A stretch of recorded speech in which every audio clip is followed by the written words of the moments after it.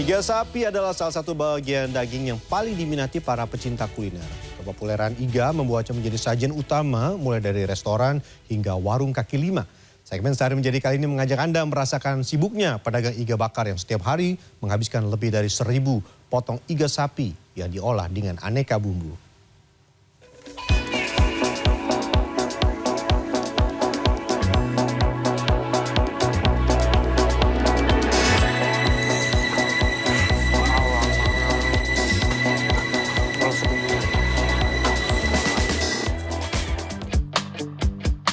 Rumah makan yang menjual makanan porsi banyak, rasa lezat dengan harga relatif terjangkau, wah tentu akan jadi incaran para pelanggan. Seperti rumah makan iga bakar di kawasan Gandaria, Jakarta Selatan ini. Setiap hari tempat ini mampu menjual 1.500 sampai 2.000 potong iga bakar yang disajikan dengan aneka bumbu. Enak banget. Enak deh, ininya banyak. Dagingnya lembut banget. Jadi kayak nggak perlu effort deh untuk makan itu ya. Enak, luar biasa. Harganya juga terjangkau. Di balik omset yang mencapai puluhan juta rupiah sehari, ada perjalanan yang panjang. Sejak pukul 6 pagi, ribuan potong iga daging sapi impor dari negara Kangguru disortir dan dimasak. Kalau yang tadi bikin ngiler, yang ini sedikit bikin pegel karena kita akan proses dari awal, dari masih mentah. Jadi kita akan masukkan dulu di plastik untuk dibuat masing-masing satu porsi. Buka sejak 2004, rumah makan ini hanya menyajikan hidangan dari satu bagian daging sapi, yaitu iga saja. Nah, yang menarik, satu porsi kurang lebih 500 gram, berisi hingga 2 potong iga berukuran besar dan 1 potong ukuran kecil.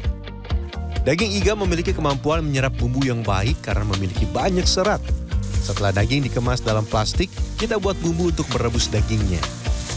1, 2, 3, 4. Nah, ini kunci kelezatan kalau bikin makanan iga itu ada di dagingnya ya, dirasai bukan cuma dioles sana aja, tapi juga harus dibumbui di bagian dasarnya. Bebas mau pakai onion bawang atau mau pakai herbs apa bebas, tapi kalau kata ownernya kuncinya satu, jangan pelit sama merica. Rebus dengan api sedang selama 1 jam dan masak dengan api kecil selama beberapa jam sampai iga sapi matang sempurna dan bumbu terserap maksimal. 9-10 dihitung karena kalau nanti dia kebanyakan proses masaknya kan akan berbeda ya. Oh ini yang udah matang duluan atau enggak? Nah itu nggak bisa tuh, harus dihitung. Rata-rata sih kalau yang agak kecil begini nih 30, kalau yang agak besar itu kurang lebih bisa 50. Sudah 10. Tenang nih, food grade, sudah food grade. Sesekali aduk daging dengan perlahan agar seluruh bagian iga sapi matang merata. Proses perebusan iga sapi membutuhkan waktu paling sedikit 3 jam. Sambil menunggu daging kita matang, yuk kita buat hidangan pendampingnya. Dalam sehari, tempat ini membutuhkan sedikitnya 100 kg kentang goreng sebagai pelengkap sajian iga bakar. Karena bumbu yang digunakan untuk memasak kentang hanya garam, maka kentang yang digunakan harus dalam kondisi segar. 1 potong kentang dipotong menjadi 4-6 potong. Jadi bener-bener pengen mendapatkan sih rasa kentangnya. Jadi kalau misalkan pakai kentang yang nggak proper misalkan, kayak gini nih, nah rasanya nggak akan enak. Ngomong-ngomong, iganya sudah matang nih. Karena ketetes bentar, udah kena. Sebelum dibakar, buka dulu daging dari plastiknya. Salah satu ciri iga sapi sudah matang dan bisa masuk ke proses pemanggangan adalah daging yang sudah lebih lembut dan mudah terlepas dari tulang. Ribuan potong daging sapi bagian iga sudah bisa dipanggang. Waktunya kita pindah ke bagian depan rumah makan. Ini berasa barbekyuan buat tahun baru, tapi versi jumbo. Iga bakar yang dimasak dengan arang kayu memiliki aroma asap yang lebih kuat dibandingkan arang batok. Hal ini dikarenakan arang kayu menghasilkan suhu yang lebih tinggi dan asap yang lebih banyak. Namun yang juga harus diperhatikan adalah arang kayu itu menghasilkan suhu yang tinggi sehingga iga bakar lebih cepat gosong. Jadi daging harus lebih sering dibolak-balik ya. disiram air buat apaan, Bang? Buat mengurangi kekencangannya biar nggak terlalu naik apinya karena dia malah jadi gosong. Kita butuh panasnya bukan hanya dari si apinya aja. Sebelum pukul 11 siang atau jam buka rumah makan, antrean ternyata sudah mengular. Dan sehari di sini bisa menghabiskan minimal ya 500 porsi. Porsi ya, bukan 500 potong. For your info, iga sapi memiliki kandungan lemak yang tinggi, terutama lemak intramuskular yang terkandung di dalam otot. Dan lemak ini yang membuat iga sapi menjadi lebih gurih dan juicy saat dibakar. Nah, ada 3 bumbu oles untuk iga bakar. Barbecue, lada hitam, dan lemon pedas. Iga pun sudah siap untuk disajikan. Oh, angkat. Oh, siap.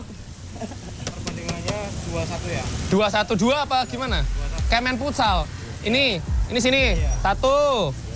Ini gede. 2. Cukup? 1 lagi. 3. Ini 1. Ini kasih yang sing cilik siji. Jangan terlentang. Oh, jangan terlentang. Tengkurap. Oh. Aduh, mataku. Jangan yang mana? Ini. Apa yang ini? Ini, yakin? Saya kunci jawabannya ya. Oke. Seporsi isi 3. Iga bakar sudah, sekarang waktunya mempersiapkan kentang goreng sebagai sajian pendamping. Kentang sudah, sekarang jagung rebus. Ngomong-ngomong, berada 1 jam di dalam bagian pembakaran, ini membuat energi saya terkuras habis. Ampun. Saya pikir ketika udah lewat jam makan siang, jam 1-an itu bakal turun temponya. Sama aja ya. Malah nambah sampai ujung. Untuk mencegah iga bakar cepat gosong, tambahkan juga sedikit minyak pada bumbu oles.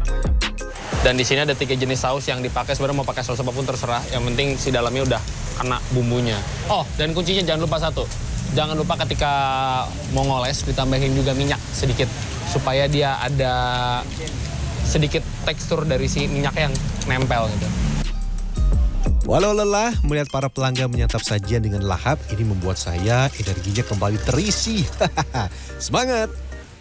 Akhirnya sekitar pukul 2 siang, pelanggan yang makan di tempat maupun yang membeli untuk dibawa pulang perlahan berkurang. Ini artinya saya bisa sejenak beristirahat. Saya pernah makan yang kontrol. Kalau kontrol itu kan iga tapi pakai bumbu rempah-rempah yang begitu kuat khas Indonesia.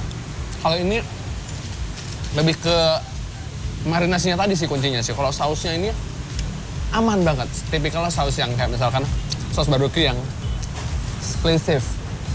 Dan saya suka banget sama tekstur si daging iganya ini seempuk itu. Nih ya.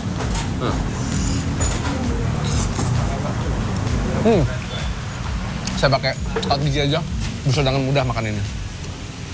Wah, mantap. Ide untuk membuat bisnis iga bakar dengan cita rasa ala hidangan barat dimulai sejak 20 tahun yang lalu ketika Budi Marsanto kembali ke Indonesia setelah menyelesaikan studi di negeri kanguru, Australia. Saya kan kerja ya, namanya student ya. Ya udah kerja di restoran. Saya bukan chef. Saya tukang cuci piring, terus ngepel. Nah, tapi kalau kita lagi break ya kita duduk sama-sama. Nah, akhirnya mereka nanya saya, lu bisa bikin itu nggak ribs? Bisa lah. Akhirnya begitu saya buat, mereka kaget kok bisa gitu. Padahal lu bukan chef. Akhirnya ya udah di situ kita tukar pikiran. Nah, akhirnya ilmu itu yang saya bawa ke Indonesia. Hampir 20 tahun berkiprah di dunia kuliner. Naik turun perjalanan bisnis sudah dilalui Budi Marsanto. Titik nadir bisnisnya terjadi pada pertengahan 2020 hingga 2021. Setelah bangkit dari masa sulit, kini ia telah memiliki 16 outlet yang dikenal dengan menu murah, lezat, dan daging yang melimpah. Proporsinya iga bakar lengkap dengan kentang dan jagung manis dibanderol Rp99.000. Saya Fernando, Dwi Agung Yuldiarto, Jakarta.